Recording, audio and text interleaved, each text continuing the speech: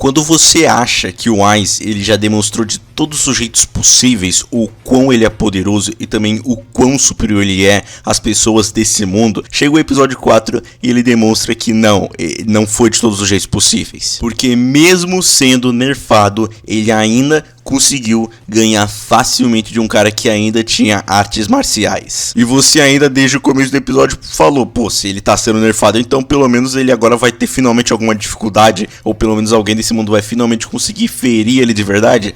Não, isso não aconteceu. Eu sinceramente nem sei por que isso ainda impressiona tantas pessoas, ou até às vezes me impressiona mesmo. Até porque tudo na teoria estava a favor do Gugin, mas acabou não sendo. E é sobre isso que eu vou falar hoje. Hoje eu irei trazer a review do episódio 4 de Overlord. Por que eu não trouxe dos outros 3 episódios? Bem, porque eu não achei que eles mereciam ter uma review. Talvez o segundo episódio, onde acabou aparecendo o Philip, e olha, ele acabou proporcionando várias cenas lá bem irritantes.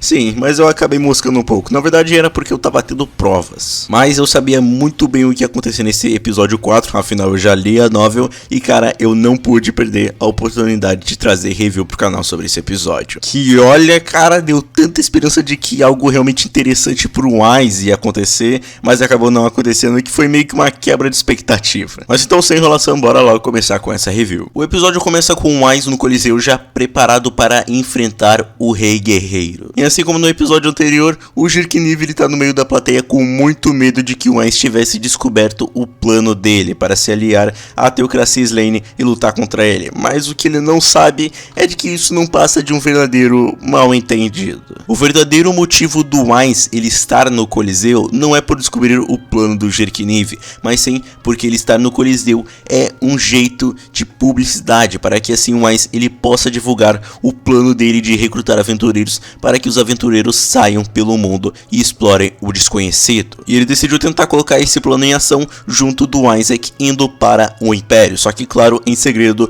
porque ter o rei de uma nação no Império acabaria dando alguns problemas para ele. E enquanto não saíam da carruagem e pensavam sobre a publicidade, o Isaac ele acabou tendo uma ideia, e essa ideia seria o Wise participar da batalha que teria no Coliseu, para que assim ele demonstrasse a força dele, pudesse divulgar o plano dele e também incentivasse os aventureiros a participar deste plano dele. E o Wise acabou gostando dessa sugestão, mas para que eles conseguissem entrar no Coliseu e o Wise participasse da luta, eles teriam que conversar com um comerciante, que acabou agendando a reunião deles para o dia seguinte. E enquanto esse dia não chegava, o Wise ele decidiu ir visitar o Fluder, que para quem não lembra, é um mago que era antigo subordinado do Jirkniv, mas quando ele viu o verdadeiro poder do Wise, ele queria que o Wise ensinasse mais sobre a magia pro Fluder, mesmo que ele já fosse perito, mas ele acreditava que o Wise agora tem muito mais conhecimento sobre magia que ele não sabe. E a tal fração de poder que o Wise queria passar pro Fluder era mostrar um livro que soava mágico pro Fluder. Porque a verdade é que o Wise ele não sabe nada sobre a magia desse mundo, e ele só decidiu dar esse livro pro Fluder como uma desculpa e não ter que ter toda hora ele enchendo o saco dele. De primeiro o Fluder ele não conseguia ler o livro, mas quando o Wise ele deu um item mundial pra ele finalmente conseguiu ler o livro. E uma das primeiras coisas que ele acabou lendo foi sobre as almas humanas. E só aquilo já foi o suficiente para deixar o cara louco e ele querer ler cada vez mais daquele livro. Mas o Wise acabou pegando o item mundial de volta porque o primeiro ensinamento dele seria o Fluder acabar traduzindo aquele livro. Mas o verdadeiro motivo do Wise ele estar naquele local era porque ele queria algumas informações sobre o Rei Guerreiro. E com a cena cortando na hora, já era o dia do Wise ele ter a conferência dele com um comerciante que poderia ajudá-lo a se infiltrar no Coliseu. E assim, quando ele entrou no lugar onde estava o comerciante, ele viu algumas armas que estavam em volta e ele parecia um pouco interessado nessas armas. E quando ele decidiu dar uma olhada, entre elas tinha uma que chamou muito a atenção do Wise. E essa era uma espada que tinha runas contidas dentro dela, e isso chamou muito a atenção do Wise, porque runas era algo que tinha em Yggdrasil. E como a gente sabe, esse mundo em que o Wise está não é exatamente igual a Yggdrasil. Então, como tem algo de Yggdrasil nesse mundo, o Wise acredita que possivelmente tenha um jogador nesse mundo, algo que ele tem procurado bastante desde a primeira temporada, alguém do mundo de Yggdrasil. E então um homem chamado Osk, que é o comerciante ao qual ele vai conversar, disse que essa espada espada que contém runas veio do reino dos anões. Ou seja, no reino dos anões possivelmente pode ter um jogador. Mas esse assunto foi deixado de lado, mas ele vai ser muito importante no próximo episódio ou no próximo arco. Então, falando com o comerciante, o Weiss ele já foi direto ao ponto, dizendo que ele quer participar na batalha que vai ter no Coliseu. E isso, claro, pega o Osk desprevenido, até porque é literalmente o Rei Feiticeiro, o cara que dizimou 100 mil pessoas com uma única magia. A batalha ela vai terminar antes mesmo de começar. Claro, como era um pedido do próprio Rei Feiticeiro, ele claramente não ia poder recusar isso, mas o Osk ele decidiu impor ao Weiss algumas limitações, e entre elas é, primeiro, ele seguir as regras que vai ter na batalha, e segundo,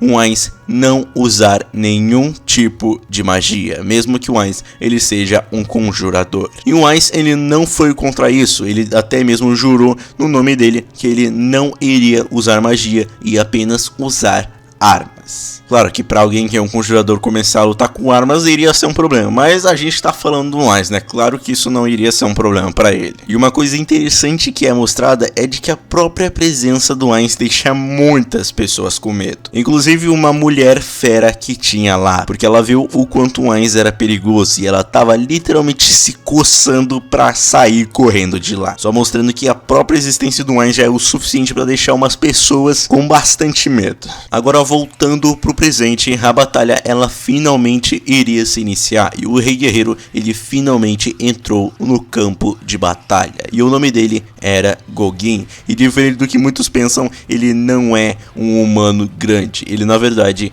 é um troll. E quando a apresentação dele foi feita, o engraçado é que o Jirkniv ele tá lá na frente do Weiss, literalmente na frente do Weiss, torcendo pro Gogin ganhar. E essa não vai ser a única vez que o anime vai reforçar isso, ele vai reforçar muitas vezes isso. Então antes da batalha ela começar, o Weiss e o Gogin eles acabam tendo uma pequena conversa, e essa pequena conversa foi o suficiente já para eles meio que conseguirem já criar uma relação amigável de pelo menos dois caras que vão batalhar literalmente daqui a pouco. E durante essa conversa eles acabaram fazendo um trato entre si, de que é que se o Weiss ganhar, ele vai ter o Gogin como servo, mas se o Gogin ganhar, ele irá devorar o corpo do Weiss, porque os Trolls, se eles devoram alguém, eles irão absorver os poderes dessa pessoa. Então assim, eu sei que é impossível, mas imagina se o Gogin ganhasse, ia ser literalmente o nascimento de um novo ser supremo. Esse resultado seria interessante, por mais que ele realmente nunca vá acontecer. Eles até mesmo apertaram as mãos para meio que conseguir fazer esse contrato, e olha só, olha essa imagem, cara, olha a diferença de tamanho entre os dois, olha o tamanho do Weiss, que já para algumas pessoas ele já é gigante, agora olha o tamanho do Gogin. Ainda bem que tamanho não é documento, senão aí a gente tava ferrado mesmo. Bem, depois desse cumprimento e esse trato, a batalha ela finalmente começou. E o Gogin ele tentou acertar o Weiss, mas o Weiss ele acabou se desviando. E quando ele foi lá e tentou atacar o Gogin com fogo, o Gogin ele acabou se desviando. Mas o Weiss então aproveitou o momento e encostou na armadura do Gogin. E com esse toque, acabou tendo uma pequena aura negra na armadura. E esse toque ele realmente parecia ter algo de especial, porque o Gogin ele começou a ficar muito fraco. E não, isso não foi magia, isso na verdade foi uma habilidade de, vamos dizer, natureza do próprio Weiss, onde se ele encosta em alguém, a pessoa acaba ficando muito fraca. E claro, por isso ser uma habilidade, isso não se enquadra como magia. E antes de continuar a luta, o Weiss ele disse que ele não só tá seguindo as regras que o Osk tinha falado para ele, como o próprio Weiss também se colocou mais algumas limitações sobre ele, porque o número de itens mágicos que ele tem também é limitado. E considerando o jeito que Nazarick é, ele devia estar com uns 300 mil itens a favor dele, mas ele decidiu se limitar bastante. Ou seja, o nível de nerfado que o Weiss está é muito grande, e mesmo assim ele ainda está com a vantagem. E aí então o Weiss ele decidiu se livrar do cajado dele, e então ele puxou 2 estiletos, mas não são 2 estiletos comuns, são na verdade 2 estiletos com magia imbuída. E com esses 2 estiletos o Weiss ele partiu para cima do Gogin, e acertando um estileto dele meio que no ombro do Gogin, ele ativou a magia de fogo que tinha naquela arma e fez o Gogin acabar sendo atingido por essa magia de fogo. E só aquele simples ataque daquele estileto já foi o suficiente para deixar o Gogin já bem perto da derrota. escrita. Até mesmo o Ainz tinha pensado em fazer o Gougen desistir, mas é aquela famosa cena clichê onde o cara que tá perto da derrota, ele não desiste e quer ir até o fim. Então, como pedido do Ainz, o Gougen, ele tirou o capacete dele pra meio que ser aquele tipo de cena que a gente tá muito acostumado pra ver. Então, como pedido do Ainz, o Gougen, ele tirou o elmo dele e mostrou a faceta dele de troll, que sinceramente, pelo menos na minha opinião, não foi uma faceta que eu esperava muito. Mas então, com a batalha meio que já ganha, o Gougen, ele decidiu ir até o fim e ele acabou fazendo uma série de ataques no Ainz que infelizmente não foi o suficiente. Por mais que tenha atingido ele e sim feito dano, bem, o HP do Ainz acabou descendo muito pouco, mas tipo, muito pouco mesmo, cara. E infelizmente depois daquela sequência de ataques, o Ainz acaba tocando de novo no Gougen, deixando ele muito mais fraco do que ele já estava. E vendo que ia perder, o Gougen, ele decidiu fazer uma pergunta para o Ainz, que é se ele era fraco. E bem, eu não preciso nem dizer qual que foi a resposta, né? Até mesmo o Ainz, ele acabou dizendo que se o Gougen, ele era o mais forte do Coliseu, então ele era o mais forte do mundo. O Gougen, ele gostou da sensação de ter alguém mais forte que ele, e ele decidiu então pedir para o Ainz mostrar nem que fosse uma fração do verdadeiro poder dele. E o Ainz, ele decidiu atender a esse pedido. Então ele começou a andar em direção ao Gougen e ativou, eu não sei dizer se é uma magia ou uma arte marcial, mas aquilo foi o suficiente para fazer com que os golpes do Gougen nem mesmo fizessem ele se mexer. E quando ele ficou na frente do Rei Guerreiro, ele apenas enfiou o estileto nele e ativou a magia que tinha dentro do estileto, assim matando o Gougen sem nenhuma piedade e também sem nenhuma dificuldade, mesmo nerfado até o talo. E automaticamente, depois de derrotar o Gougen, o Ainz, ele pega um item que não sei dizer se ele é mundial, para meio que servir como o microfone dele, e assim divulgar o plano dele que ele tem de recrutar alguns aventureiros para mandá-los explorar lugares desconhecidos. E inclusive ele até mesmo disse que o poder dele é tão grande que ele superou até mesmo a morte, e para poder provar isso, ele usou um item mundial para poder ressuscitar o Gougen, que alguns segundos atrás estava morto. E com aquele pequeno discurso e também com aquela pequena demonstração do seu poder gigante, todas as pessoas à volta adoraram aquela publicidade do Ainz.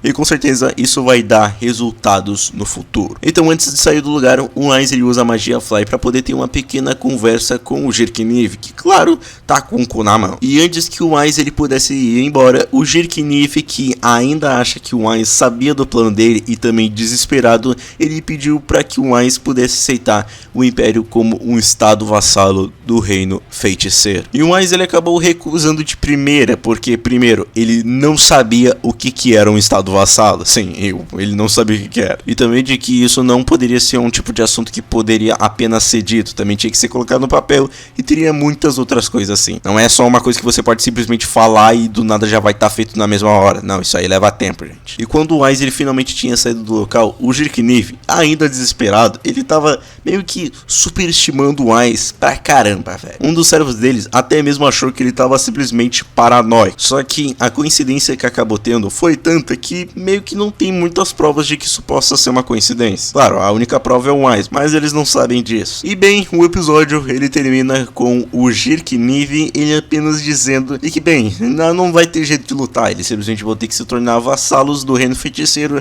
e de que possivelmente ele é um homem mais infeliz do mundo. E bem, eu acho que errado ele não tá, né? Com isso, agora só faltando o epílogo, o anime, ele termina de adaptar o volume 10. E cara, eu vou ter que te dizer que como leitor da novel, eles estão fazendo uma boa adaptação, viu? Em apenas 4 episódios eles conseguiram adaptar muito bem o volume 10, sem deixar muitas informações importantes de lado. E olha que quando eu vi a abertura e eu vi que eles iam adaptar só o 10, o 11 e o 14, eu fiquei com certo medo. Mas como mostrado, o diretor, ele tá sabendo como adaptar bem as coisas. E pelo menos isso já me deixa um pouco mais calmo. Porque assim, com alguns certos animes a gente já tem alguma experiência de como é você ter uma obra rushada em poucos episódios. E Overlord, pelo menos desse ano, tá sendo uma das obras que mais tá adaptando bem a light novel. novel, hein? Sem deixar muitas coisas importantes de fora, sempre adaptando o necessário e num período de tempo que não te dá aquela sensação de que tá sendo muito rushado. Agora é só esperar o próximo episódio pra ver se ele vai adaptar o resto do epílogo ou se ele já vai logo começar a adaptar o volume 11, que na minha opinião é meio fraco esse volume, velho. De interessante mesmo só tem mostrando mais do mundo, do world building mesmo dele, porque de luta assim, ó, não teve realmente muita coisa não. Teve um certo acontecimento ali que passa uma pequena emoção, mas não sei se eles vão conseguir passar muito no anime, porque é um negócio bem rápido na verdade. Na minha opinião esses próximos 4 episódios vão ser realmente um pequeno saco na verdade. Mas é isso, gente. E você? O que você achou desse episódio? Curtiu essa batalha que aconteceu? Tá gostando da adaptação da novel pro anime? Comenta aí, porque eu vou querer saber. Então é isso. Se você é novo no canal, por favor, se inscreva, ativa o sininho pra não perder mais nenhum vídeo. Deixa teu like, que o like ajuda pra caramba. E até a próxima review de Overlord.